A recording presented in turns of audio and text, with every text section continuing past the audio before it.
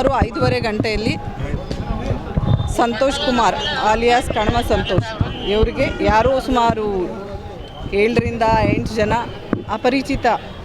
ಅಪರಿಚಿತರು ಬಂದು ಅವ್ರ ಮೇಲೆ ಮಚ್ಚಿನಿಂದ ದಾಳಿ ಮಾಡಿ ಕೊಲೆಯನ್ನು ಮಾಡಿರ್ತಾರೆ. ಈಗ ತಾನೇ ನಾನು ಸ್ಥಳಕ್ಕೆ ಭೇಟಿ ಮಾಡಿದ್ದೀನಿ. ಯಾರು ಏನು ಅಂತ ನಾವು ಈಗಾಗಲೇ ಪರಿಶೀಲನೆ ಮಾಡಬೇಕಾಗಿದೆ.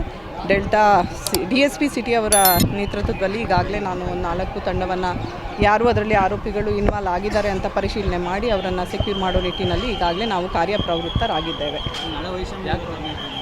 ಅದೆಲ್ಲವನ್ನು ನಾನು ತನಿಖೆ ಮಾಡಿದ ಮೇಲೇ ಪ್ರಾಥಮಿಕ ತನಿಖೆ ಮಾಡಿದ ಮೇಲೇ ಪುನಃ ಅದೆಲ್ಲ ಕಾರಣಗಳನ್ನ ನೋಡಲಿಕ್ಕೆ ಸಾಧ್ಯ ಆಗ್ತದೆ. ಯಾರ್ದು ಈಗ ಡೆತ್ ಆಗಿರೋನು ಸರ್ ರೌಡಿ ಶೀಟರ್ ಇದ್ದಾರೆ.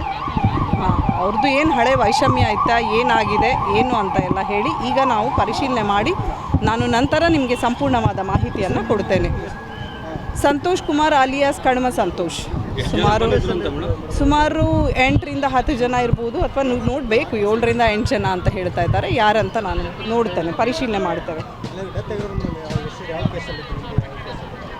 ಯಾವ್ಯಾವ ಕೇಸಲ್ಲಿ ಅವ್ರ ಮೇಲೆ ಸುಮಾರು ಕೇಸಸ್ ಇದೆ. ಅವ್ರ ಮೇಲೆ ಎಲ್ಲ ಬಾಡಿ ಅಫೆನ್ಸಸ್ ಕೇಸಸ್ ಇದ್ದಾವೆ, ಮರ್ಡರ್ ಕೇಸಸ್ಸು ಕೂಡ ಇದೆ. ಬೇರೆದು ಏನು ಆಗಿದೆ ಅಂತ ಹೇಳಿ ಇದರಲ್ಲಿ ಯಾರು ಇನ್ವಾಲ್ವ್ ಆಗಿದ್ದಾರೆ ಅಂತ ಹೇಳಿಬಿಟ್ಟು ನಾನು ಪ್ರಾಥಮಿಕ ತನಿಖೆ ಮಾಡಿ ನಂತರ ತಮಗೆ ಸಂಪೂರ್ಣವಾದ ಮಾಹಿತಿಯನ್ನು ಕೊಡ್ತಾ ಇದ್ದೀನಿ. ಅದೆಲ್ಲವನ್ನು ನಾನು ಪರಿಶೀಲನೆ ಮಾಡಬೇಕು. ಅದ್ರ ಬಗ್ಗೆ ಚೆಕ್ ಮಾಡಿದ ಮೇಲೇ ನಾನು ನಿಮಗೆ ಎಲ್ಲ ಮಾಹಿತಿಯನ್ನು ಹೇಳಲಿಕ್ಕೆ ಸಾಧ್ಯ ಆಗ್ತದೆ.